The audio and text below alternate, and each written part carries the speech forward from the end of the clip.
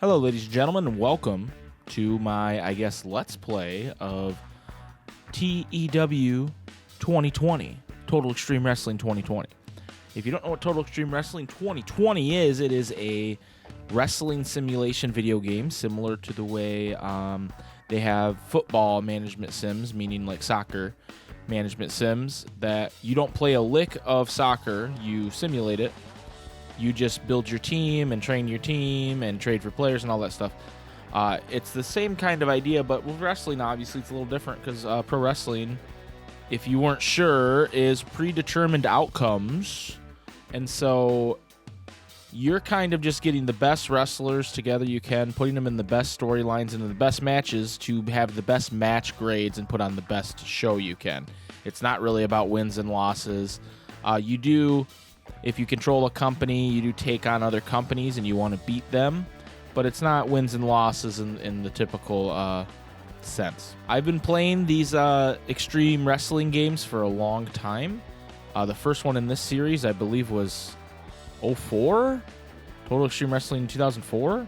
I could be wrong. It could have been 2006. Either way, I've been playing since the beginning.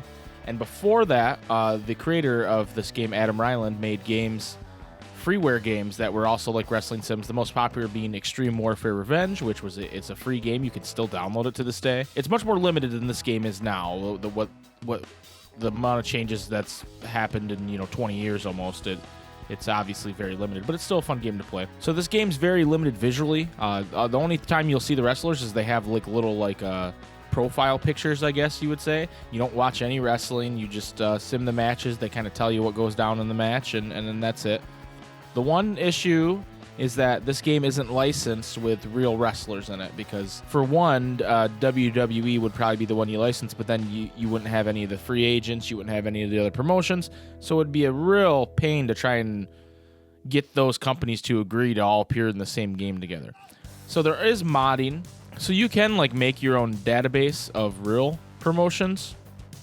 I'm not doing that today. I'm going to play with the game world that comes with the game, which is all completely made-up wrestlers. There's you can kind of connect, okay, this guy's kind of like the Vince McMahon of this world, but it's all default database that comes with the game, and it's a game world that Adam Ryland's been building since the original TEW when that came out in 04 or 06, which again, I'm not sure which year it was. I think it was 04. There are also database makers out there, so if you're interested in this game, but you're like, I want to play with real people are making databases. This game only came out in May, so the databases probably aren't where they need to be in order to be a completely balanced game, but they will get there with time.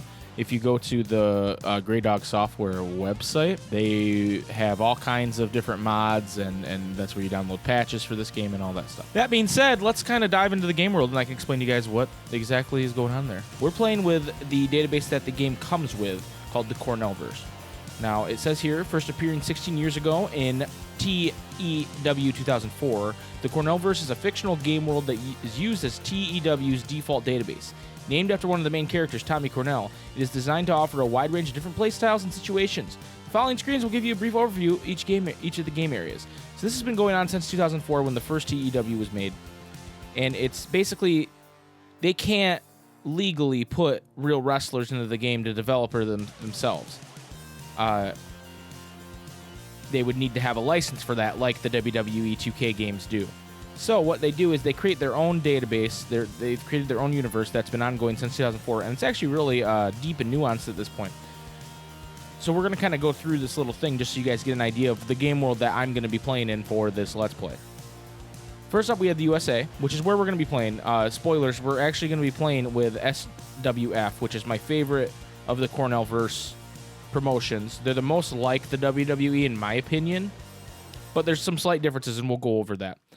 The dominant force in America is USPW, who have used their financial muscle to ruthlessly seize power and now look unstoppable. The former Big Two of the SWF and TCW remain powerful players, but both have been through difficult periods and risk falling further behind. The U.S. independent scene is in good health, with companies like CZCW, MAW, and PSW being well established and stable. Women's wrestling is also on the rise, with QAW leading the way as a new generation of exciting female talent is emerging. So, at one point, SWF, Supreme Wrestling Federation, was the top of the pops. But now USPW, they have their they're owned by a company that has their own streaming service, basically. So they can stream all over the world, where SWF doesn't have SWF doesn't have coverage all over the world. And so they've kind of fallen behind USPW in recent years, and they've lost some of their stars and all that. So Rich Money is one of the most popular wrestlers in the world. He's the USPW World Champion. He used to be in the SWF, and he jumped ship, and that's another thing that kind of hurt SWF. But I don't want to play as USPW because they're kind of like they can't lose at this point, the way they're set up in the game, without somebody coming and taking them down. So our goal as SWF is to fend off TCW, who are right behind us, and take down USPW. Then one of the ways to do that is stealing all the good talent from these smaller companies too. But we'll get to that. Up next is Canada. Canada's a little weird because they I'm not going to go through super heavy on the other territories because we're not playing there. But basically Canada used to have two, instead, if you imagine the Hart family in the real world, Bret Hart, Owen Hart, Stu Hart, the legendary trainer. Pretend there was two of those families in Canada. The Stones and the Colts, and they each had their own wrestling federation, and they've merged into the CWA, which is pretty cool. Like I said, we're not going to be playing in Canada, so not a huge deal. Mexico used to have one of the most popular wrestlers in the world, Champagne Lover, who's kind of done a Dwayne "The Rock" Johnson business, and he is now out of the wrestling business and strictly a Hollywood guy. But there's a lot going on in Mexico, and Mexico is actually going to be one of the in games I've played already, they're going to be one of the companies, or not one of the companies, but EILL in particular is going to be one of the companies that's going to rise up real fast and be competition for us. So be on the lookout for that. The British Isles is where 21st Century Wrestling is, and that's where Tommy Cornell and his cousin, I believe they're cousins, Edward Cornell are. Tommy used to be in the American landscape, and he's the guy who the database is named for, but he jumped ship to 21st Century Wrestling.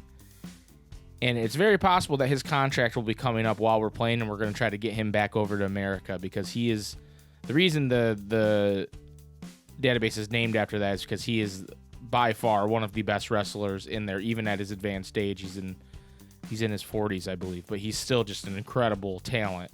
So if we can get him in the first year or so, that's going to be huge for us. Japan, we're not going to deal a whole lot with Japan, but it's cool that they have their own thing.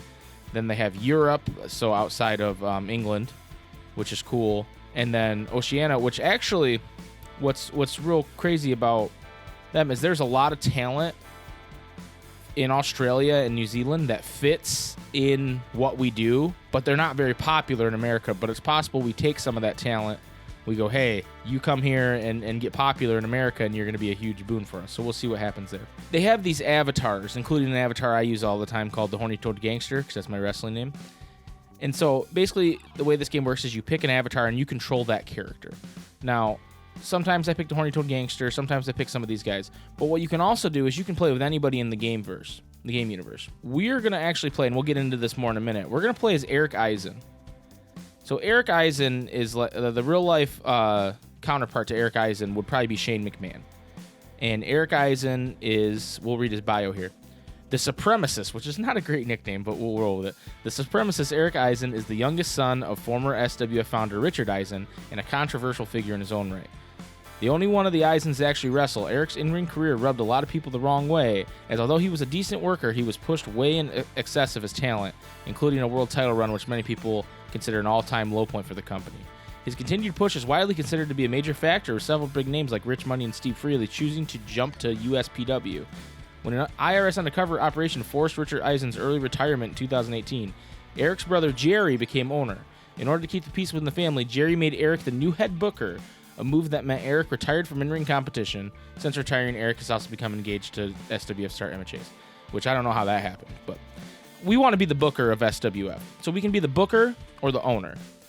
And we could be the owner and just kind of, do our own thing, do whatever we want. But when you're the booker and not the owner, they give you goals to hit, which makes the game a little bit more interesting And I figure for Let's Play purposes, we want to be the booker. So we're going to play as Eric Eisen. This does a number of things for us. For one, we're the booker. We don't have to like come up with a story in our head of why this random guy is the booker of one of the biggest companies in the world, because we are that booker.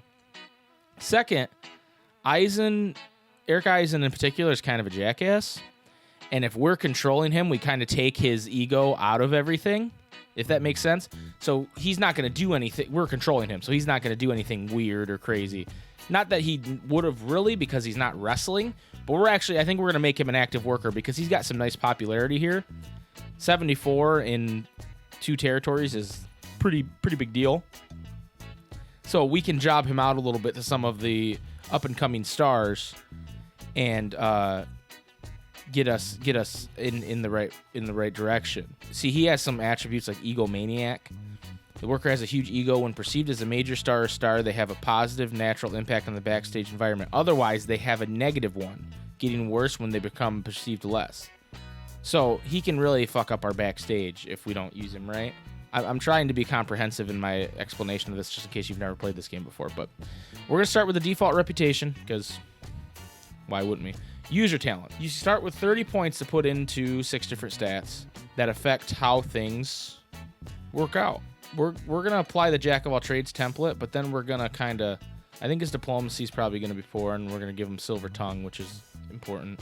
And we'll kind of explain what each of the, well, I mean, they're pretty self-explanatory. Negotiating is negotiating contracts with workers.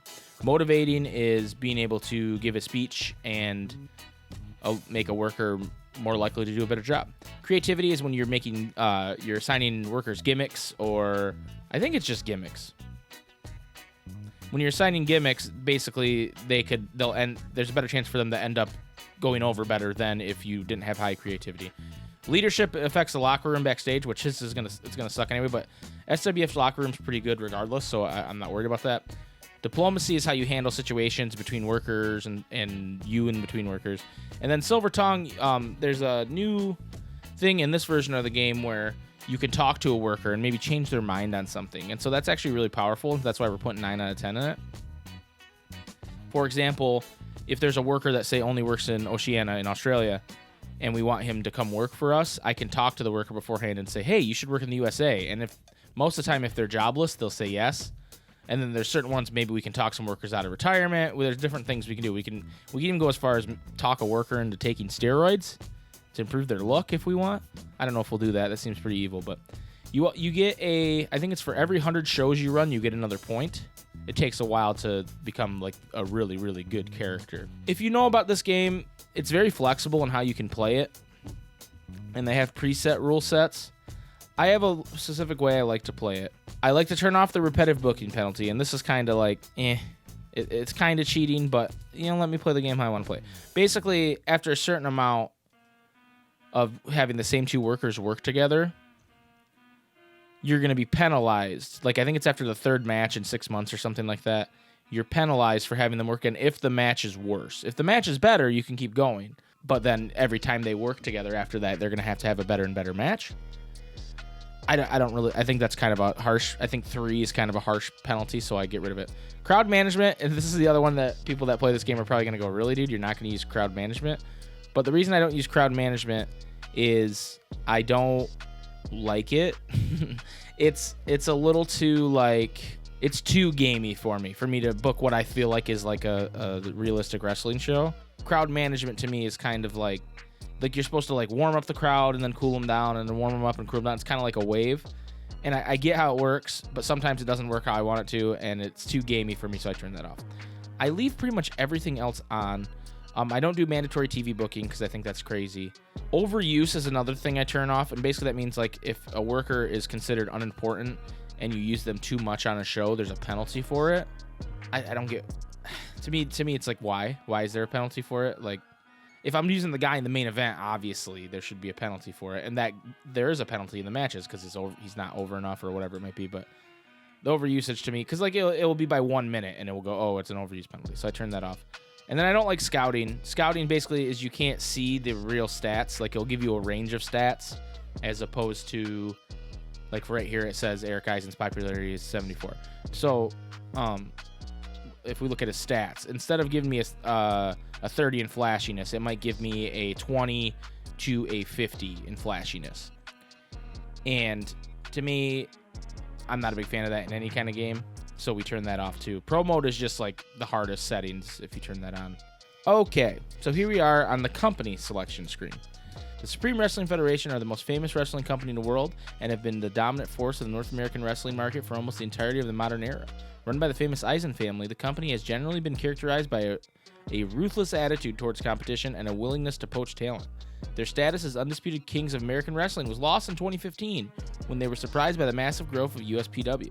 That was compounded by a horrible 5-year period in which they lost many of their biggest stars, and which still saw SWF's founder, Richard Eisen, forced into retirement by an IRS investigation. Now run by Jerry and Eric Eisen, they're steadied the ship but face a difficult task of taking on the mighty USPW while building up a new generation of homegrown talent. Okay, so a couple things about our starting roster here, which we'll go over in depth our starting roster in a little bit. If you play this game, you'll know that Jack, Bruce, and Skull to Bones retired. They are not in, like, they're free agents in the game, retired wrestlers. We changed that because if you know anything about real life wrestling, you know someone like The Undertaker or Shawn Michaels, or they have what's called a Legends contract, and it just doesn't seem realistic to me that two legends like Jack, Bruce, and Skull to Bones would not be in like a Legends contract in some way, because you can still hire them and use them as a manager or as a on-screen personality, not a wrestler. So I just went ahead before the game and made a contract for them. That's, yeah. And they're going to be listed as stars here because I put them as occasional wrestlers. Because again, to me, it's unrealistic that someone who's retired would never wrestle again, because that's not how wrestling works, right? So I'm not going to abuse them. I have a couple different ways I'm using them, and then I'm going to bring them in for some big matches once we get rolling. But my goal is to build new stars, and we'll talk about who these wrestlers are. If we tour the company, SWF are rated to be large in size, and they're based in the New England region of America. They have huge financial muscle power at their disposal. They begin the game with one TV show on air. The company is well respected. SWF are ranked number 2 out of 35 in the world in terms of popularity, are the second richest company overall. They have 48 active wrestlers on their roster. The most popular stars are the reigning SWF World Heavyweight Champion Rocky Golden, and that's this guy right here with the pretty interesting hair. Remo, who's been with SWF for over 15 years. Valiant, who's been with SWF for over a decade. Rogue, who's been with SWF for over a decade. And the Crippler, who's been with SWF for over 15 years. So sometimes it will tell you like different stats, like, oh, they're very charismatic or whatever, but for some reason it just gave us all, oh, they've been over a decade, so that's cool. So we're going to pick play as Booker. Yes. There's Eric Eisen, our character. And here is like the main page we see every time we jump into the game. So right now it is January 2020. We're in the past right now for us. But this is like the main, like, this is like the wrestling website where you get all the news. And it will give you, for example, it will say, oh, last year USPW was the company of the year. And it's given us all the Wrestler of the Year awards and all that stuff. Frankie Perez, the Independent Wrestler of the Year. Rich Money, the Veteran Wrestler of the Year. And it has stuff like this. Rocky Golden, who's our main star, they're talking about how he's the highest paid wrestler in the world, basically at $325,000 a month. And then Akuma, who's another one of our wrestlers, was in a fitness magazine and show, so because he's one of the strongest wrestlers in the game, I think. And then Chrissy Angel, who again is another one of our talent. American Babe Chrissy Angel is once again topped our list, the most searched for women in wrestling. So apparently, I don't like that render of her, if she's really that attractive, because I don't think that render is very attractive, but it is what it is. Okay, so the way skills work, I pulled up a wrestler that's going to be on my roster, Hollywood Brett Starr here, and there are a bunch of different categories of skills here. There's primary skills, mental skills, performance skills, fundamental skills, physical abilities, and other. So primary skills are like, hey, this is how good this guy is at this type of wrestling. Brawling being the standard, like WWF, WWE, punch and punch back and all that. Puro being Japanese style of hard-hitting wrestling. Hardcore being like the ECW classic, like hit guys with chairs and thumbtacks and stuff. Technical being more like actual, like amateur wrestling. Aerial being like the top rope maneuvers and quick jumps to the outside and really fluid, fast-paced lucha wrestling. And then flashiness is actually how... I mean, it's usually used to describe aerial. Like, for example, if they can do like a 450 splash, they're pretty flashy. But it can also just mean their normal moves, how flashy they are in all of them and how entertaining they are. So, Hollywood Bret Starr, good brawler. That's about it. He's middle of the road here, but he's just a good brawler. Then there's the mental skills. Reputation starts at 100 and only goes down when they do something to hurt their reputation. Psychology is like the flow of a match. So the way wrestling works, if you're not sure, is you want to build believability in your match, even though everybody knows that it's predetermined. So, for example, someone with good psychology, and I'm not an expert on it, but they'll tell a story in the ring with their moves and what limbs they attack maybe and what the story of the match is. So someone with good psychology is important because otherwise their match will be kind of weird even if they can pull off all these cool moves and stuff. Experience is just how long they've been working, and respect is just the reputation is like, hey, this guy's gonna fuck up. Respect is, wow, this guy's like a solid professional. They seem kind of similar, and they kind of are. Then there's performance skills: charisma, microphone, acting, star quality, sex appeal, and menace. So charisma is just if the guy kind of has, he's just likable, or is easy to be hated. Microphone is how they actually talk on the microphone. Acting is how they act in a angle. Star quality is just that it factor that someone has. So like Dwayne "The Rock" Johnson probably had a real high stat in star quality in his heyday, probably in the high 90s. Sex appeal is just how attractive they are, male or female. And then menace is how scary they are. So someone like The Undertaker or Kane have a pretty high menace stat. Vader, high menace stat. Fundamental skills. So this is the stuff that everybody should have good stats in. If they don't and they're near the end of their career, that's probably not great. So basics, pretty self-explanatory. Selling is how well they sell the moves that are performed on them. Consistency is just obviously what that is. And then safety is how likely they are to hurt somebody else in the ring. So you want a high safety stat, because otherwise you're going to have a wrestler that's hurting everybody. Physical abilities, you have stamina, which is obviously how long they can go before they're tired. Athleticism is like, they can jump real high, or they can, they're just very quick on their feet, or, Power is obviously how strong they are. Toughness is how tough they are, how much of a beating they can take. And then resilience is how resilient they are to injury. So again, toughness and resilience are kind of similar, but resilience literally only has to do with if they're going to get injured or not in the game. And toughness is more like the only thing toughness really has to do with how well they play different gimmicks. And there's like a little thing that can happen where if there's a disagreement backstage and someone has a real high toughness stat, they can just kind of crack their knuckles and then there's not an issue for you anymore. So that's actually kind of useful. And then these ones, announcing, color commentary, refereeing, business skill, booking, reputation, booking skill. So they don't really matter to our purposes unless they're announcer, color commentary, referee. This is just if the AI wants to take over a company with somebody, like the new company forms, and they're like, oh, let's find someone with high booking rep and booking skill, and then they'll take over that company. And if they have high respect and all that. You'll be able to see a progression once we get going of each stat. So it will tell you, okay, it was 49 in December, now it's 50 or whatever. These are the physical health, so how well their overall wear and tear on their body's doing over their career. So 82 in body means he's got some body damage for a 29-year-old, but he should be okay. These are attributes, and attributes are pretty cool because they can provide, mostly they're just gimmick stuff, like, oh, this guy gets a bonus when he's a comedy gimmick or a swagger gimmick, or he's a really good heel, he's really good as a bad guy. But everybody has one, like, personality attribute, and his is unpredictable, and this explains what it is. Everybody has their personality, and that can affect your backstage area. But they can also have things like this, like selfish performer. So this worker has a selfish tendency to eat up lesser performers in order to make themselves look good. Anyway, there's a selfish performer. There's also like a giving performer, which is the opposite of that, and they make their opponent look good. Ahead of their time, so there's a thing called relevancy phase of their career.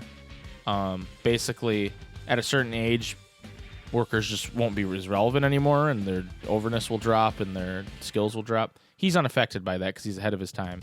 And then wrestling in the blood. This worker eats, sleeps, and breathes professional wrestling. They will never retire from the business no matter how old they get. So you can have cool little attributes like that. So that's really cool. I'm going to introduce you to our roster here today. So this is Jack Bruce. And Jack Bruce is kind of If you're looking for someone to relate him to real life wrestling, probably a Shawn Michaels type. Okay. Jack Bruce is a charismatic New Yorker who was one of the most popular and best known pro wrestlers in the world prior to his retirement in 2019. The figurehead and star babyface of the SWF for many years, the company did immense business with him on top, and as a result, he was the highest paid wrestler in the world for a long time. Slowed down by a combination of age and a bad knee, Bruce nonetheless went out with 3 successive Supreme Challenge main events that did incredible box office numbers. Supreme Challenge is kind of the WrestleMania of SWF. Winning the world title from Remo at 37, taking on and debuting Rocky Golden in a dream match at 38, which did the biggest pay-per-view number since the days of Sam Strong. Sam Strong's kind of like the Hulk Hogan of the world, if you will, if not. Well, he is, but he's a better wrestler than Hulk Hogan. Then a title versus career mega rematch against Golden in his final bout at Supreme Challenge 39. So he retired after Supreme Challenge 39. But like I said, we brought him in more as a support role. And as you can see, he's very popular. He has some very good entertainment stats. He has a legendary rock star gimmick. And he's just good. He's just very good. And it doesn't make sense to me that anybody could just go sign him and pick him up. Next we have, we'll go with Skull to Bones, who is our other like support kind of guy. Skull to Bones, Sean Martin, is a legendary American wrestler who is famous for his 2-decade run as one of SWF's top stars. After making his name with Dave, which was like the ECW of this world, Skull joined SWF in 1997 and was almost an instant hit. Over the next 20 years, he didn't win many titles. He didn't need them, but was a near constant presence in and around the main event scene, and was unique in that he had 2 concurrent identities that he could switch between: the Avenging Angel of Skull to Bones and the Psychotic Destroyer called Vengeance. Age and injuries eventually caught up with him. In the last few years, saw him wrestle only a few times a year. He eventually retired at the Supreme Challenge 39, putting over his natural heir, Scythe, in a huge way by getting pinned clean, something that only happened a few times ever. So he's obviously the Undertaker of this world, if you're looking for a real-world kind of counterpart. And again, he's very good. He's not as good as Jack, but he's a very good wrestler. But he probably won't last with us very long. He's 48, so we're just gonna kind of use him as a manager kind of role. Our real star here, Rocky Golden.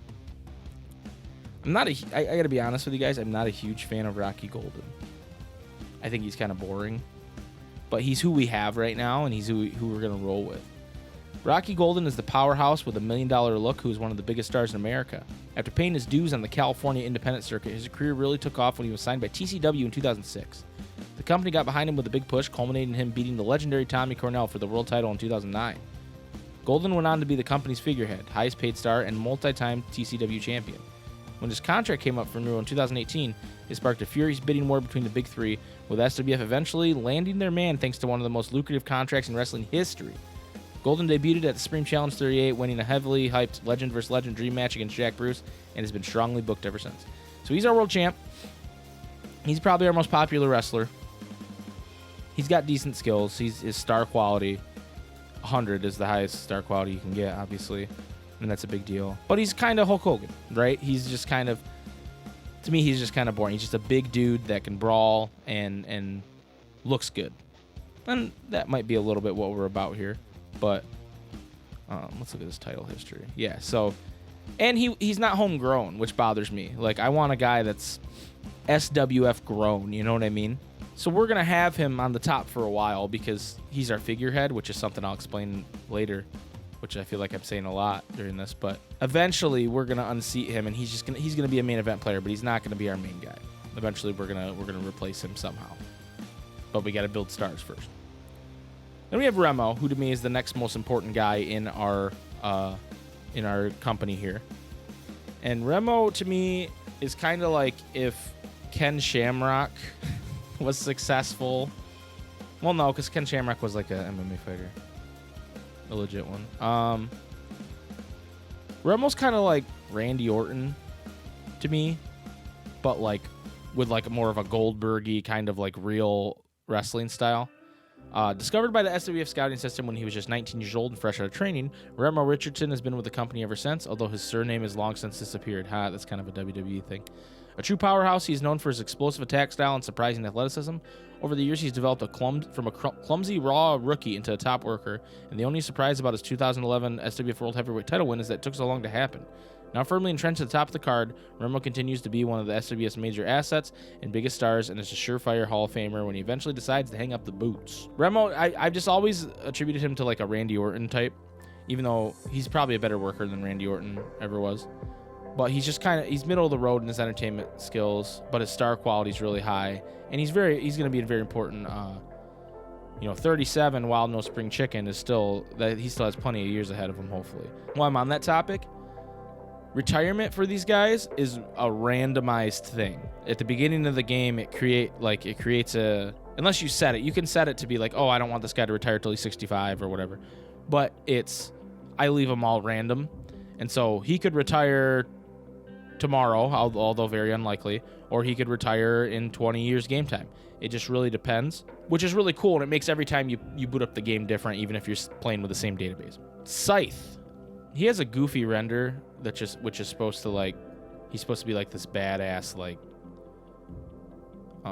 guy, but his render's so goofy. Like he it's me, Scythe, and so it kind of kills that immersion for me. So I have this alt right here. Someone showed me on the message boards of this game, and so I use this alt instead. Scythe is a 6'10", 328-pound wrecking machine who is sometimes named the Chokeslam Chief because of his love of using that move. While his physique alone is enough to attract attention, he also brings to the table a great character, wearing druid-like robes and a demonic mask. He presents himself as something of a Dark Reaper, utterly without compassion or mercy. He was sent to Rhode Island Pro Wrestling upon graduating to Supreme Wrestling University in January 2012, and had 5 solid years in which he developed a lot as a worker. Called up to the Supreme Wrestling Federation, Scythe got over very quickly as a monster hero, but was truly made when he retired the legendary School of the Bones at Supreme Challenge 39. So some new elements were introduced there. For one, Rhode Island Pro Wrestling, which is our development territory, so it's like NXT for SWF. And then we also have Supreme Wrestling University, which is our training camp where we get graduates every August. So he's a homegrown boy. His popularity isn't as high as Remo or Rocky right now, but he's doing a program with Rocky, and we're hoping to get his popularity higher through that. He's not the best worker in the world, but he has high star quality, high menace. Menace is just like how evil a guy looks, you know. His entertainment skills aren't great. Like, he has high charisma, but his microphone and acting aren't great. So we probably want to pair him with like a manager at some point. I don't have anybody in mind right now, but eventually we'll do that, so that way they can handle all the heavy lifting as far as microphone work goes. But his charisma's good, and what we'll find out is if you get someone's popularity high enough, these stats kind of go out the window a little bit. It's hard to get their popularity high if their stats aren't good, but his stats aren't bad, and we can definitely get him up there by getting him some big wins and some big... he has white-hot momentum, which makes it easier and easier. But yeah, he's kind of the guy. He's only been with us 3 years. He's pretty young, 28. So he's going to be in the main event scene in the future, hopefully. So I have plans for everything I want to do here, but what I haven't talked about in this game is that sometimes your plans don't work, because certain guys... and it's partly random and it's partly based on their stats, have a popularity cap. So he might reach like 75 popularity, and then I put him over Rocky at a big event, and Rocky will lose popularity, but Scythe will not gain any because he's capped. And we don't know who has that cap. We're hoping that doesn't happen to Scythe. In the couple of games I played, it hasn't happened to Scythe, but it has happened to Remo. And he's been capped at like he starts off at 84, but if he loses that and goes down to 75, he'll be capped. So it can be very mean, and so a lot of times you might have a plan to make this guy the world champion, and things don't go well. I will also say, like, in the 90s, for a pro wrestler in this game is like peak, like it's high popularity. It's supposed to represent someone like Stone Cold Steve Austin in the early to mid 90s, or The Rock, or even like Mick Foley a little bit, where they're just everywhere. They're on, Chef Boyardee ads, and everybody knows who they are. And so low 90s is pretty high and up there. And Jack Bruce obviously has crossed the threshold where he's one of the most popular wrestlers in the world. And we'll see a couple other guys like that, but you can game the system pretty well to get people very high, and then it's like, oh my gosh, the wrestling industry is booming, All right, so we got some stars here. So our biggest star here is probably Valiant. And Valiant, with his muscular physique, long blonde hair, and all-American smile, Valiant, Graham Stoltmeyer, is the quintessential babyface hero. Breaking into the business with CZCW in his home state of California, Valiant went on to catch the eye of SWF management team, who recognized his potential and sent him to Rhode Island Pro Wrestling to hone his skills. He joined the main roster in 2017 and became popular for his babyface tag team with Jack Rogue Gaiderek. I don't know if that's how you say that. When Rogue turned on him, the result, intense blood feud, launched both of them in the main event scene, eventually culminating with Valiant beating him for the SWF World Heavyweight title in the semifinal of the Supreme Challenge 38, one of the most watched pay-per-views of all time. So Rogue here and Valiant are kind of connected. Valiant is a babyface. He has pretty good skills. His star quality is high. His sex appeal is real high. He's not like the greatest like worker as far as basics. Like his selling is pretty poor, and like he has a good brawling, but he's not an aerial guy by any stretch. His psychology isn't great, but he's young enough. When I say that, 39 is still pretty old, but he's young enough to be around for at least another 5 years or so. If we get 5 years in this game, I'll be very impressed, by the way.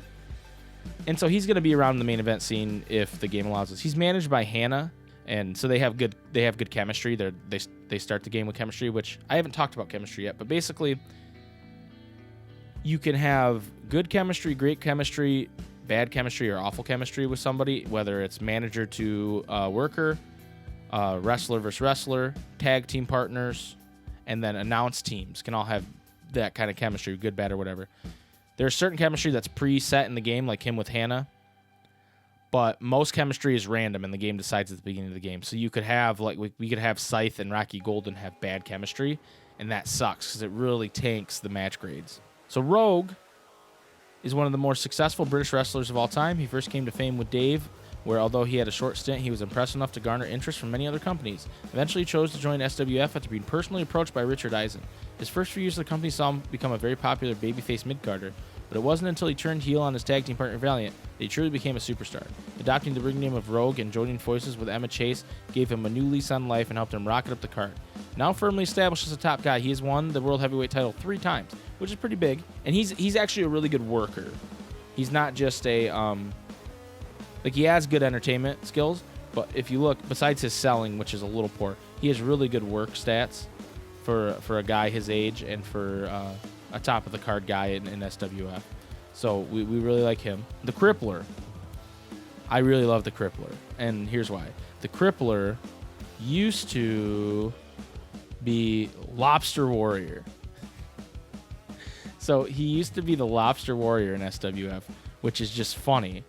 And now he's like this because he's a great worker, right? You see he has some blue stats in his like basic stats, like the safety, consistency, selling, and basics. So he's a really good worker, and overall, like he has high, mid to high stats and everything. But he just became this like evil like submission artist when he used to be like this comedy gimmick, the Lobster Warrior. The Crippler, Chris Morissette, is a veteran wrestler who has achieved tremendous success all across America and Canada. He originally came to fame as Lobster Warrior, a goofy gimmick that nonetheless got hugely over in spite of his ridiculousness, a testament to his charisma and ring skills. After many years of that character, and in spite of making him very rich after selling boatloads of merchandise, he turned heel and became the Crippler when he, kayfabe, injured Jack Bruce with a tombstone piledriver onto a steel chair. Although he's not coming to the end of his career, he's still a top heel in SWF, and there's a good chance he might be able to achieve his dream and win the World Heavyweight title before he has to hang up his boots. So I want him to win the title at some point, but I don't just want to like shotgun it onto him. So we'll have to build him up a little bit, and hopefully he's not capped by anything, and maybe we can give him. I had a game where I turned him face after a while, and he picked up an attribute called Groundswell, which is like, it's similar to like what happened to Daniel Bryan, where like he just every match gained a bonus because he had this groundswell of popularity, which is really cool. BJ, Brandon James, Big Cat, Big Money. Big Money Brandon James first came to people's attention in Dave, where he is perhaps the company's biggest success story. As Big Cat Brandon, he developed from a very promising rookie tag team wrestler into a big star who won the Dave Unified title on their very last show. Such was his obvious money-making potential that a huge bidding war erupted between SWF and TCW for his services, with SWF his eventual destination. This marked the very first occasion that Richard Eisen offered anybody creative control in their contract, a sign of how much SWF wanted him. Big Money has certainly lived up to the nickname since, having been a major draw for the company for many years. Although he's put his body through much over the years, he's no longer able to perform to the high standard he once could. So I really like Big Cat, Big Money. He's one of those guys that's on the way out of the main event scene, though, because his stats are deteriorating. But I really like him. He has a manager that he has good chemistry with, Chrissy Angel, who we saw in the front was like the most searched woman in the wrestling business or whatever. He's got good skills. He's got decent middle of the road like charisma and stuff. He's a good brawler. But he's just another one of these guys that is good, but not quite good enough to be like the main event guy, right? And SWF has a lot of these guys, and I like using them in different ways. And I had one save I played where he jumped up to the high 80s in popularity, and so I was like, oh, let's ride this train, man. Let's do it. So a lot of that's what's really fun about this game is a lot of stuff that you didn't expect or didn't want can happen, and you either roll with it or you try to ignore it. But why try to ignore it? Just roll with it. Emma Chase is probably our next biggest star. She is not a wrestler. We don't have a women's division in SWF. The charismatic and beautiful Emma Chase is a performer who was discovered by Phil Vibert after making her name as one of the hottest managers in America along with Vibert's Dave. She branched out into other companies and made waves in NYCW and USPW too. A longtime target for SWF, Emma eventually signed with them after Dave went out of business. She debuted during the summer of 2007 in a role of power-hungry sports agent. Her Chase agency stable would become a major part of the SWF storyline for the next 8 years. Emma was gradually moved away from management and into an announcing role, and is now best known as color commentator, adding a heel edge alongside the ultra babyface Dwayne Fry. To many people's surprise, Emma got engaged to Eric Eisen in 2019 after secretly dating him for a few years. Yeah, because, I mean, look at this chick and look at Eric Eisen. What's she doing?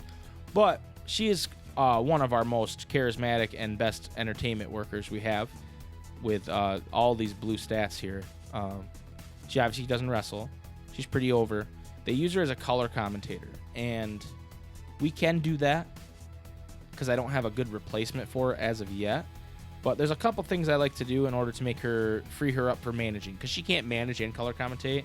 I mean, I guess we could just leave the color commentary team or the announcement team to 2 people when she does her segment, and that's fine too. But then the announcing suffers. So I like to get someone in there they're not as good, obviously, because her color commentary skill is 92. I think that's highest in the world in this game. So it'd be silly to not put her there. But also, these stats are too much to ignore to have her manage somebody or something, Des Davids. Not a huge fan of Des Davids, but because he seems to always be capped at 71 or 73 or 75 or somewhere in there. Well, let's talk about him. 6'5", 260-pound Des Davids was a promising young football star in college until a back injury put an end to that career. Strong, quick, and muscular, his potential to be a good pro wrestler was spotted by Ripcord, who brought him to MAW. Davids rapidly became a big star there, and it wasn't long before bigger companies came sniffing around. He chose to head to USPW. Davis fit in perfectly and was clearly being built up as a future star, but in 2011, when his contract came up for renewal, he surprised many by jumping shift to SWF. After establishing himself as a good babyface, Davis would turn heel on his partner American Machine in 2017, a turn that heralded the start of a big push. He is now one of the company's hottest heel acts and potential future world champion. So he has our secondary title, the North American title. He's too big for it right now, popularity-wise. So the idea is we want to get it off him without hurting his popularity. And then hopefully, every game I played, he's been capped. He's been capped at around low 70s, and I don't understand why, because he has...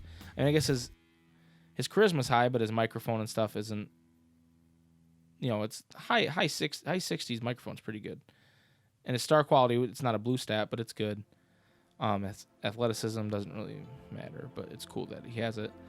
So yeah, we'll see what happens with him. He could go either way. He could be a main event guy in 6 months, or he could be, down to... a mid-carder. Who knows? Mikey Lau. A dedicated student of martial arts, the Dragon Mikey Lau is a black belt in karate and a former champion caliber kickboxer. He made his name in CZCW, where working under the name Mikey James, his excellent performances saw him become one of the biggest stars in the company's history, as well as one of the most talked about independent wrestlers in the whole country. Unsurprisingly, he outgrew CZCW and started being seriously looked at by bigger companies. SWF eventually took the plunge and signed him in 2015 as part of rebuilding the roster. Going by his real name in SWF, he became one of the fastest rising stars in the company and captured his first major title, the North American, in late 2017. So Mikey's kind of the future, if he doesn't get capped, obviously. He's a lightweight, which is, different for a world champion a lot of times, especially in SFW, where they haven't had, the surgence of like the light to middleweight guys like the WWE has even had with like Daniel Bryan and Seth Rollins and stuff like that. But he's very flashy. He needs a good manager too, because his skills are middle of the road, but he has high star quality, basics. He's only 33, so he's the kind of guy that we want to keep pushing and we want to get to the top, so we don't have to worry about him retiring anytime soon and all that. I did have I did a watcher game. So a watcher game is where you don't pick a company to run and you just simulate for like 5 years and you walk away and come back in 5 years and look at it. I did have 5 years later, he was involved in what's called a scandal in this game, where he found out that he hooks up with prostitutes. And he was like 95 popularity before that happened, and still was.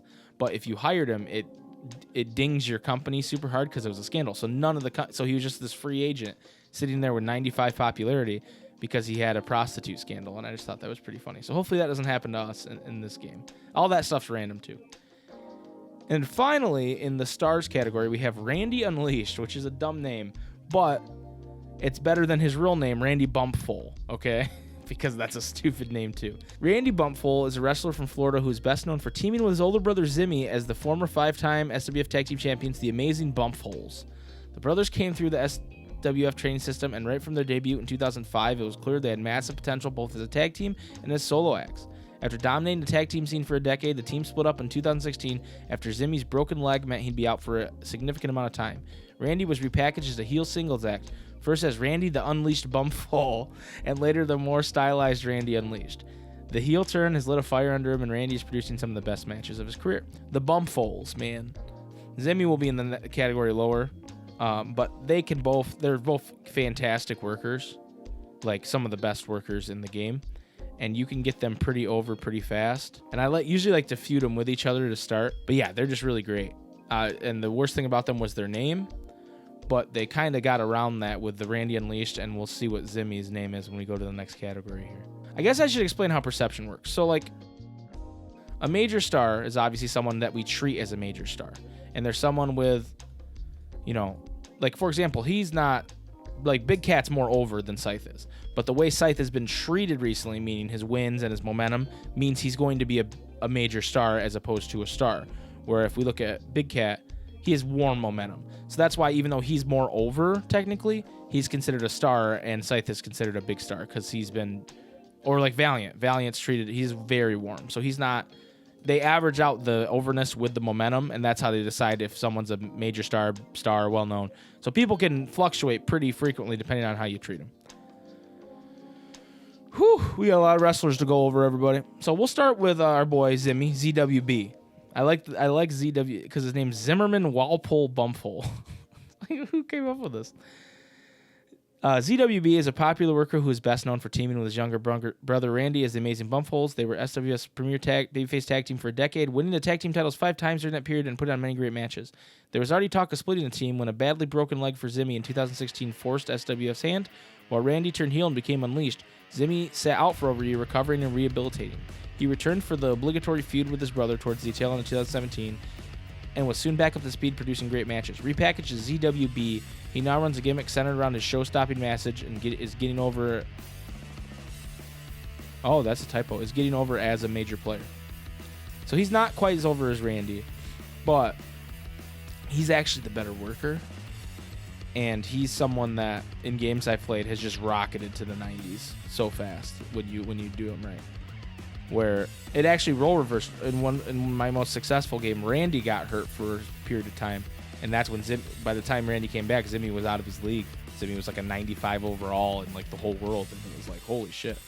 So you'll see Zimmy and Randy, they're going to be the future. I mean, they're in their mid-30s, so they're not like spring chickens or anything, but they seem like the kind of guys that take care of their health, and they're going to be around a while, so that's awesome. First, we got Angry Gilmore, which is obviously a play on Happy Gilmore, the name, but I'm assuming in this world Happy Gilmore doesn't exist. Tom Angry Gilmore is a Canadian veteran who has established an international reputation for excellence. Originally an innovative high flyer, the pinnacle of the early part of his career was winning the coveted Burning Junior title in Japan, the first Gaijin to ever achieve that. He came to wrestle in America with SWF in 2002, smartly bulking up his muscle mass and changing his style to a more well-rounded approach. For most of his SWF run, he was a great second-tier guy. A vital member of the roster, but not quite in position for the main event. But in 2015, with the SWF main event scene in tatters, Gilmore was finally given a shot at being truly a top guy and pushed accordingly, winning the world title in the summer. Unfortunately for Tom, his lengthy career is now starting to take its toll on his body, and he's not quite the worker he once was. So that's true, but he's still very useful, as you can see. Now, we're probably not going to push the man into the main event scene by any stretch of the imagination, but he's still going to be very useful to us, and he's going to have some high-profile feuds, at least in the first part of this. Anna Garcia is one of our announcers. Her announcing stat is... she's one of our color commentators, sorry. Her announcing stat 73. Cool. I don't think we need to talk more about her. Adam Smasher is a cool guy. I like Adam Smasher. The radioactive wrecking machine, Adam Smasher, is a solid worker who has a unique look that helped him stand up for the crowd. He got his first taste of fame working for New York City Wrestling, where he became a cult favorite under the name Nevada Nuclear. And that popularity convinced the SWF to sign him to a developmental contract in 2006. After a 3-year stay working in their feeder league, RIP-W, he was called up to the main roster where he became their resident superhero, Captain Atomic. After 8 years as a fairly comedic babyface, he turned on his Hero Squad tag team partner, Jungle Jack, in 2017 and became the vicious heel Adam Smasher. The turn has lit a fire underneath him and he's producing some of the best work of his career. So he has a temporary attribute right now called Midas Touch. The workers enjoying a sudden burst of amazing form. They get a bonus to their performance in every match. This attribute is automatically temporary and lasts between 3 months and 2 years. So he's actually really useful at the start of the game, even though his stats aren't like super great. But he works for SWF because his performance skills are good. He's got a good look, and he's a decent worker. And so we can put him in some high-profile feuds, and the matches are going to be that much better because of that Midas touch he's got going on. And we can get him pretty over, I think. Also, what's funny is when I first started playing this game in TEW 2004, I would always play SWF because that's just the company I like the most. And I would always sign Nevada Nuclear. And what's funny is after that game in the canon, he was signed by SWF. So I always thought that was funny. The Supreme Star, Spencer Spade, is one of the hottest young talents in wrestling. A 2010 graduate of the Supreme Wrestling University, such was his immense potential that www.swf.com were showing highlights of some of his dark matches long before he was out of training, a way of building up his name value long in advance of his debut on the main roster.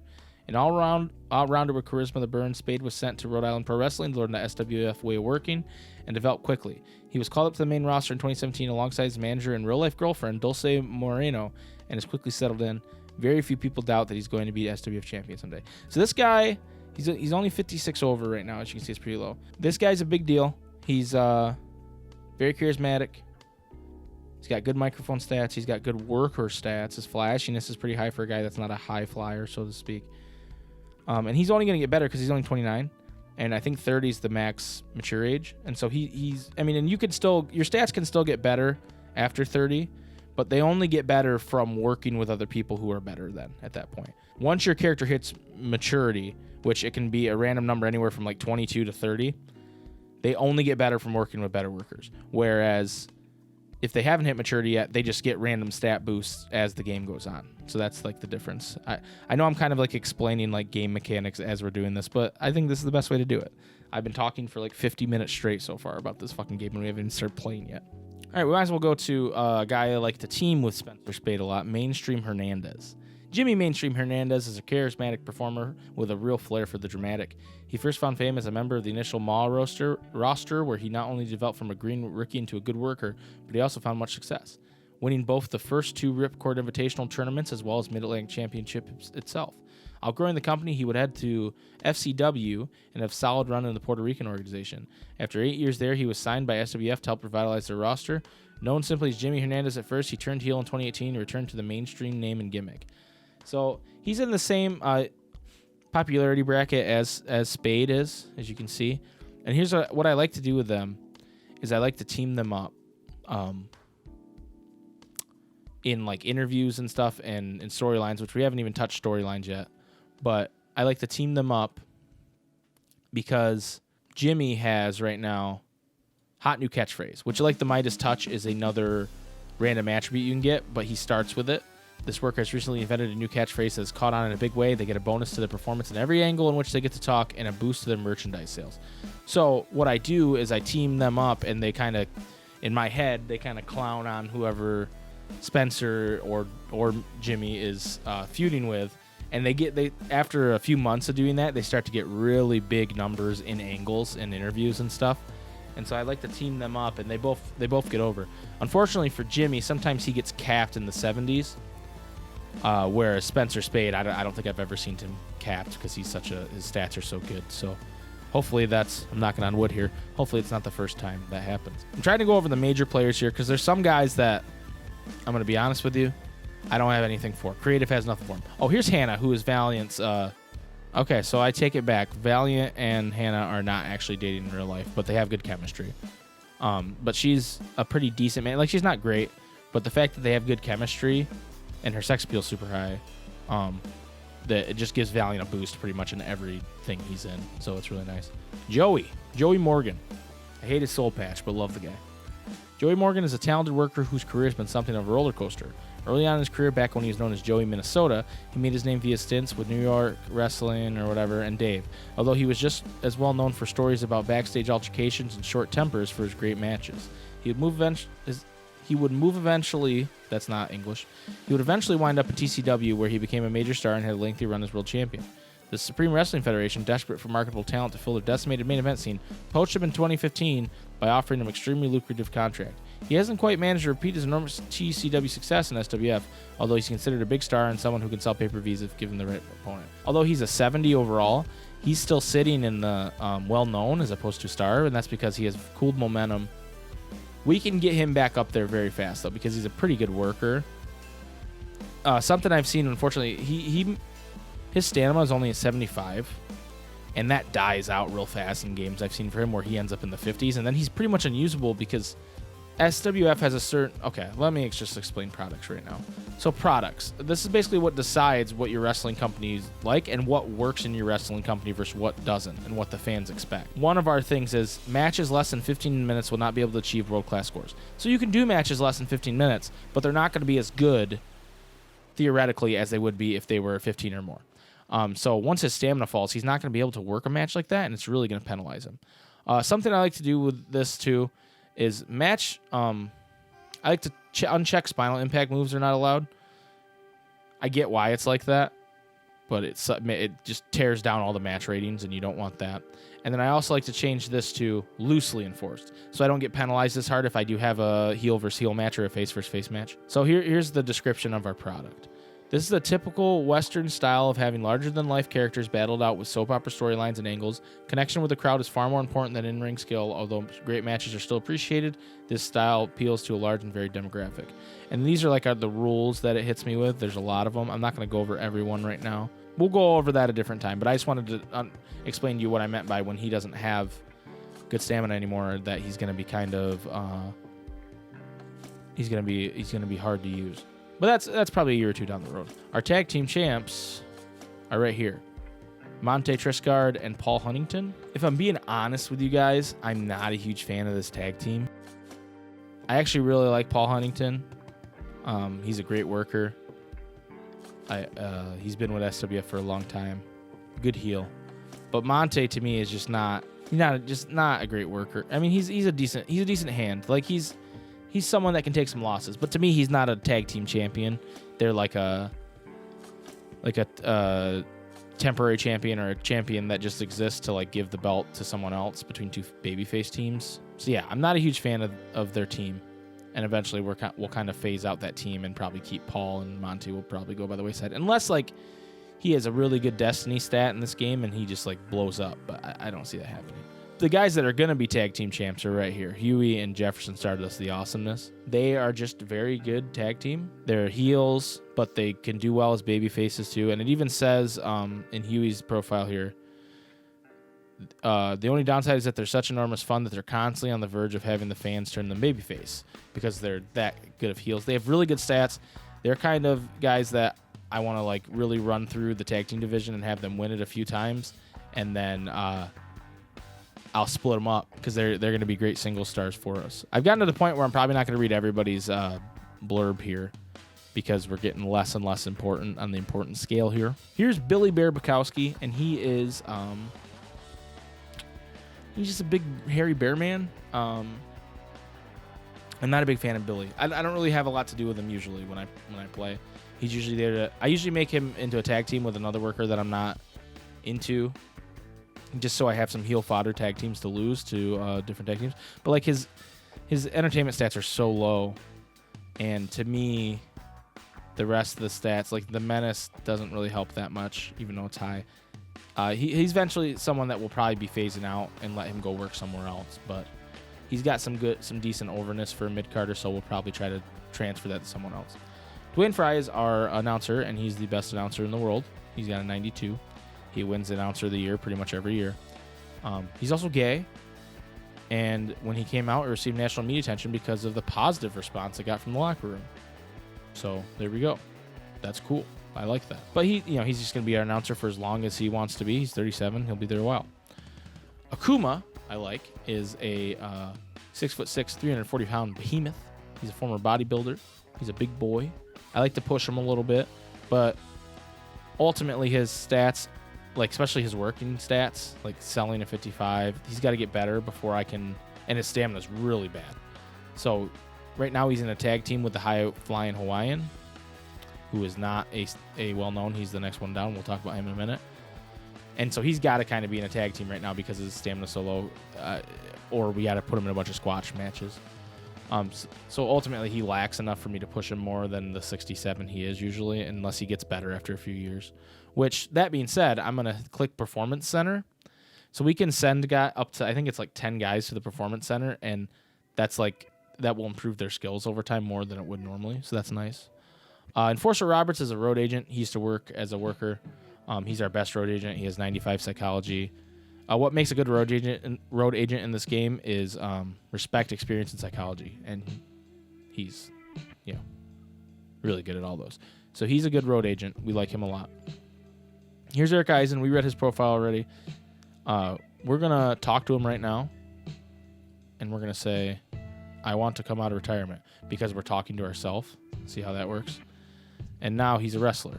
And so we're gonna siphon some of his overness into some guys that need it. Hollywood Brett Starr, 70 overness, good worker, probably a future main eventer if everything goes to plan. Like him a lot. Not really much to say about him right now. He's gonna start in a program with Joey Morgan just to get them both kind of up to speed. Jerry Eisen is the owner of the company, and he is an announcer, but he is not a good announcer. So I tend not to use him, and then he tends to gets mad. He tends to get mad. Now that doesn't affect my owners, his thought of me as the owner, but he gets a morale thing going. So a lot of times I like to start a B television show where we just kind of have our lower card guys fight, and it doesn't matter, and then I make him an announcer on that, and then that usually appeases him. But we're not there yet. Joe Sexy is a former wrestler for the SWF, who is now a road agent, but he's not a great road agent because his psychology sucks and it ain't going to get better. And then his full respect isn't even up there. So what I like to do is talk to him and say, "Hey, buddy, how would you like to be a manager?" And as you can see, he has pretty good entertainment stats to be a manager, so that works out. So we'll find someone for him to manage in a little bit. John Greed is kind of like he's a former lucha kind of guy, but he's bulked up and he's a good hand to have. I don't usually do much with him. Sometimes I team him with Billy Bear. Sometimes I team him with other guys, but I'm thinking this time I'm going to try to push him a little bit because I do like him a lot. Jungle Lord, also known as Jungle Jack. I'm not a big fan of Jungle Lord. He starts off in a storyline with Spencer Spade, and I usually just kind of bury him. Have Spencer just bury him. And eventually I release him, and he can go do whatever. Chrissy Angel is Big Money Brandon's manager, and they have good chemistry together.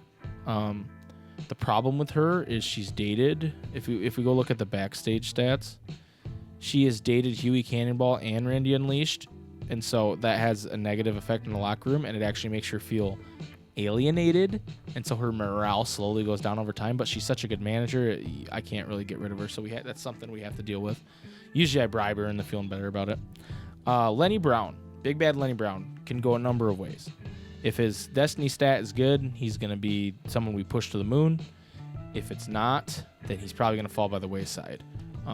He's pretty young still. He's got some charisma, middle of the road kind of charisma. He's not really a great worker, but he's just who we have right now. And his brawling's pretty good, and he can still get better. He still has 3 years of getting better, hopefully. So time will tell with him. Marshall Dillon, I'm not usually a huge fan of. Actually, what we should look at is the creative. So there's a creative here, and there's a bunch of different categories. But what I like to look at is next big things. And so Lenny Brown being here is actually huge. And so we'll probably push Lenny Brown. So next big things is could they be a giant star? So the next big things are wrestlers who are likely to be future superstars of SWF. The icons around the entire company is built. They should be handled with care. Below is a list of who amongst the current roster creative team think had the potential not just be a star, but carry the company. So this is here to kind of tell you what their destiny stat is. Because even if they're young and their stats are high, they might end up being a bust for you. But this kind of tells you, hey, these guys have, they could be big. And hot prospects is just how good they could end up being a in-ring performer. And Avalanche being here is nuts. We'll talk about Avalanche in a minute. But Spencer Spade being here is good. Hollywood Brett Starr being here is good. I haven't seen Lenny Brown here often, so we got a good role there. That's awesome. So that's what I wanted to check out. Because Marshall Dillon is never there. And he's 31, so he can't be there. But he's in a team called the Dallas Cowboys with Ranger. Which reason I looked is sometimes Ranger is there, but he's not this time. But Ranger, I've seen him become just such a great worker, and I've seen him be nothing. So we'll see what happens with him. He's a big boy. We love our big boys here in the SWF. Big meaty fellas. And he's got some star quality, and he's a decent worker, but his entertainment stats aren't great. So we'll see what happens with these two. My guess, because they didn't end up on the or at least Ranger didn't end up on the Destiny thing, is they're going to be out of here in a few years, but we'll see. Primus Allen is 30, so it's hard to know. He's 6'4", 315 pounds. He's a big boy. I always try to push Primus because I like him. Even though his stats, I was arguing, this person's stats aren't that great, but sometimes it's just about who you like and who you don't like. He has high star quality. And so I usually try to get him a push going, and I've seen him again turn out in the 90s as that Watcher game I did, the 5-year Watcher game. He was 90 overall, and he was one of the top stars in SWF. So he can do that. Rick Young's referee. He's 86. So that's a really good referee. Thanks, Rick Young. Runaway Train is our other road agent. He's got 74 psych, which is much better than Joe Sexy, but not as good as Enforcer Roberts. But you can't just go on one road agent because you'll overwork them, and then they don't go as well. Runaway Train used to be a worker, be an event worker for the SWF. I almost said WWE. Squeaky McLean is another road agent, and once he gets his respect up, he'll be better than Runaway Train, which is nice. Squeaky McLean just recently retired, and they talk about he got a massive concussion in 2018, right? And they don't say who did it. But then what's interesting, if you go look at the backstage, Squeaky McLean and Adam Smasher don't like each other. So you put two and two together and go, oh, Adam Smasher gave Squeaky McLean his career-ending concussion. So that's why they don't like each other. And then we already talked about ZWB.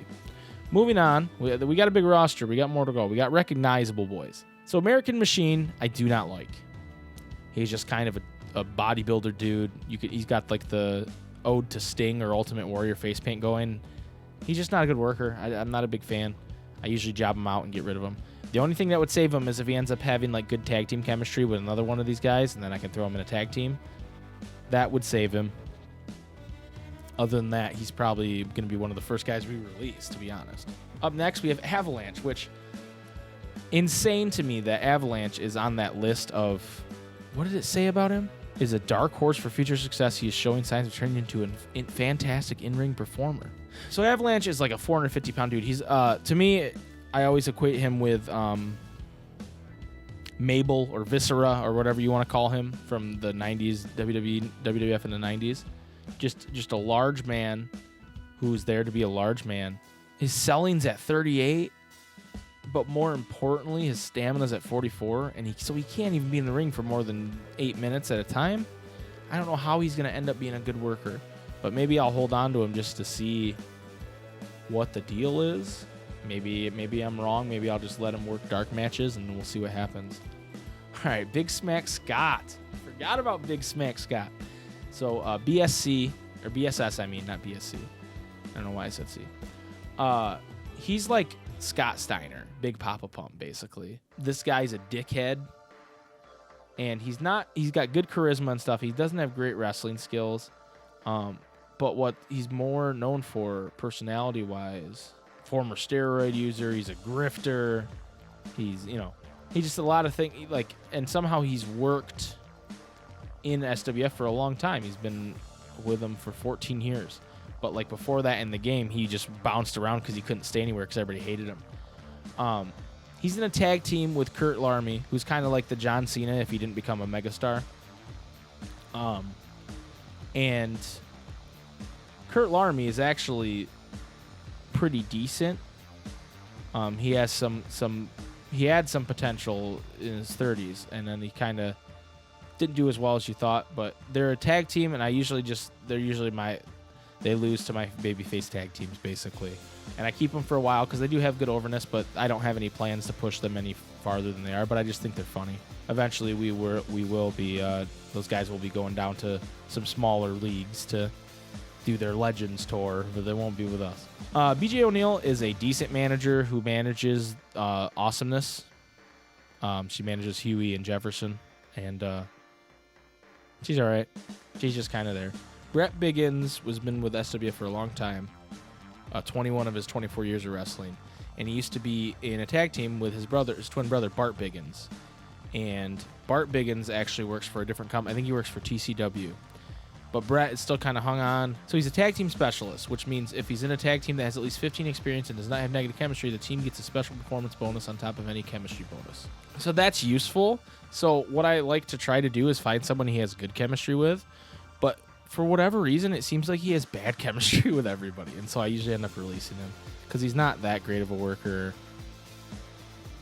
at all. His consistency being a 40 is pretty terrible. Unless in the first couple months, Bart Biggins becomes available, like his contract is up with TCW, because then I'm a sucker for like putting old tag teams together. But it's likely he's going to end up on the chopping block pretty quick here. So Charger Sayaki is very young. He came up from our developmental territory right before this game started. His stats aren't great. He has a few yellows in performance stats, which aren't great, like acting and sex appeal, because he's just kind of an ugly mug. These stats are getting better. And a lot of time he's considered, like he's flagged for success. Like he has a high Destiny stat, but he didn't show up on my thing there. So I don't really find a lot of use for him because he's just not a great worker. But he's one of those guys that like he has a high impact style. So it's like he's like a Goldberg type where he does these quick matches. And I don't see room in my product for that kind of worker usually. I'll usually keep him around just to see, after like 6 months if he's like developed to be a better worker for wrestling dark matches and stuff, but normally he doesn't. Darren Smith is a referee, and he is, again, a very good referee. So thank you, Darren Smith. Dominic De Souza. This guy, I believe he showed up on our next big things, didn't he? Yeah.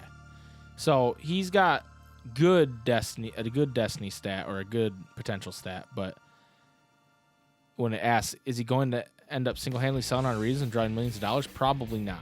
So that's not as good as what these three guys got, but he's still worth pushing in that regard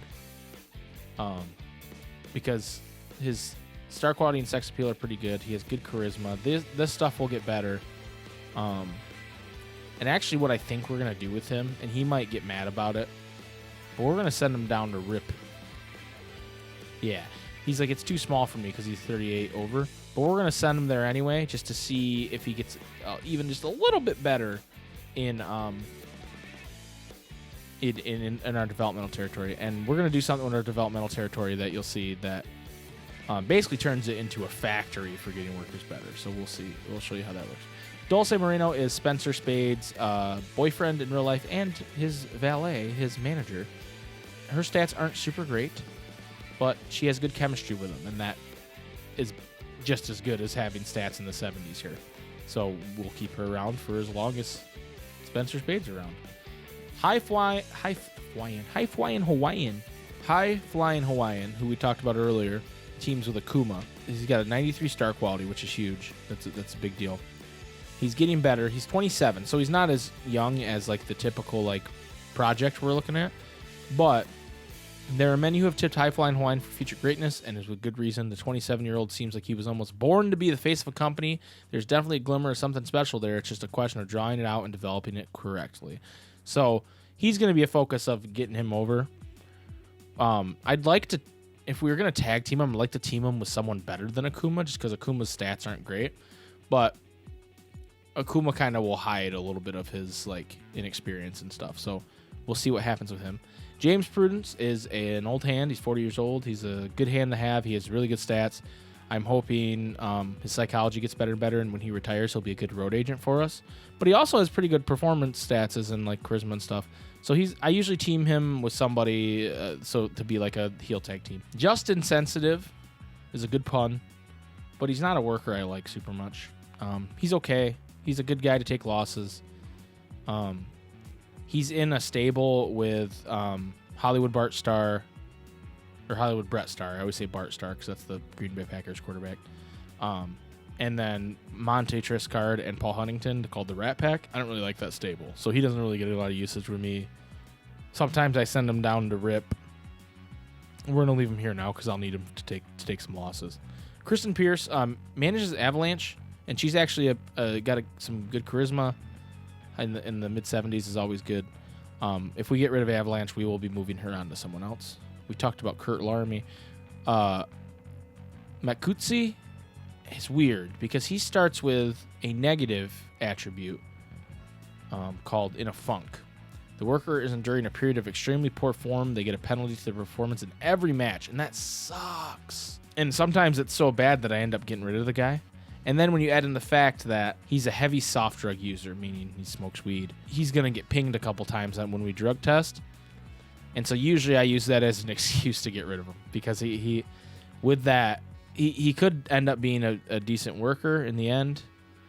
But with that going on, being in a funk, I'm going to send him to the Performance Center. But with that being in a funk, it hurts it. It kills it.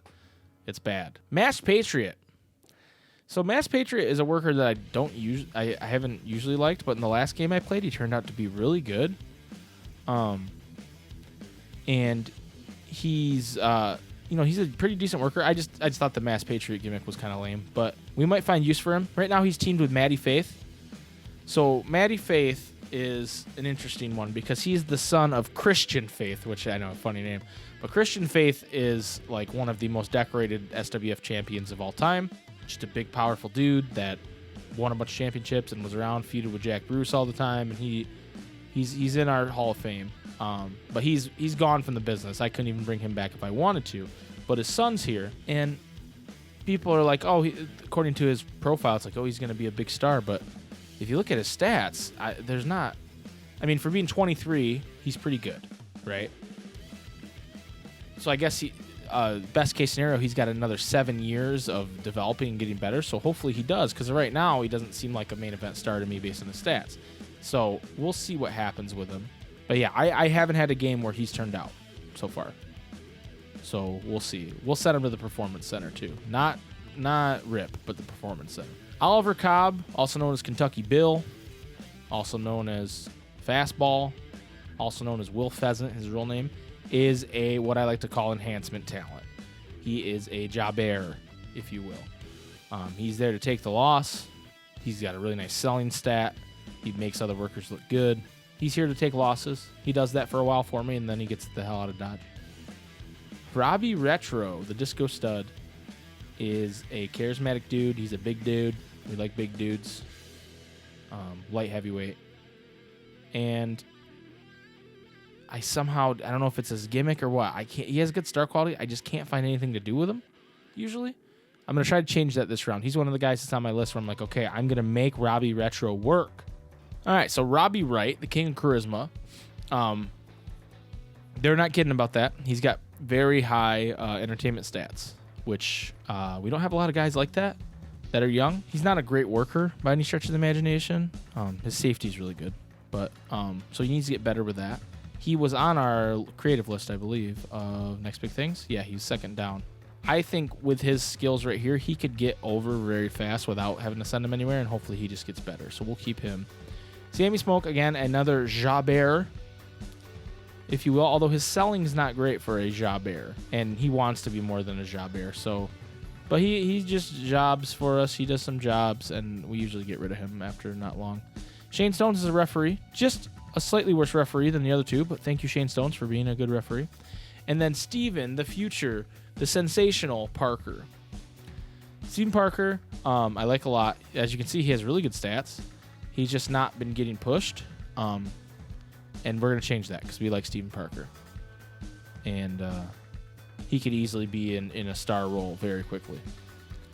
And then unimportant. Do we have any guys? Yeah, we have some unimportant. We have referee Alvin Lavin, who is not a great referee, but he's better than nothing. Black Hat Bailey, who's a former worker, but is now a road agent, and he's a pretty good road agent. We have Chill. All right, Chill. Ugh, Chill. So it says in his biography that he was the RIP champion and a tag team champion. But how? If his basic stats were really good, selling, consistency, all that, if that was really good, I'd understand. His work stats aren't terrible, right? But his charisma and microphone and acting are so bad. Why would the SWF want this guy? In any stretch of the imagination. He's 26, I get that.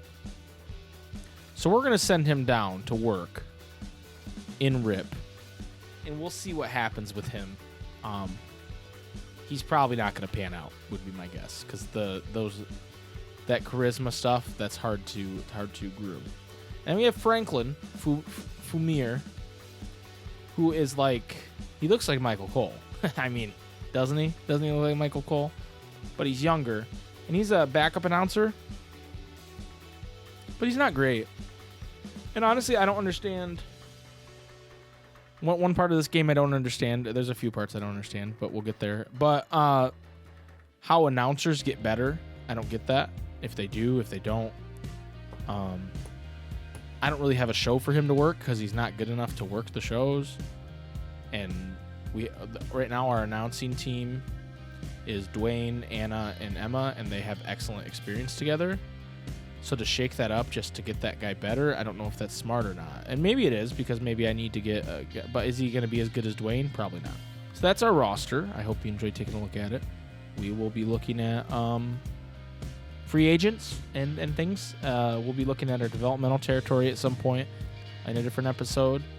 But first we're going to look at some guys that can help us right away. So we're going to go and try to do some hiring to get some guys to help us right away.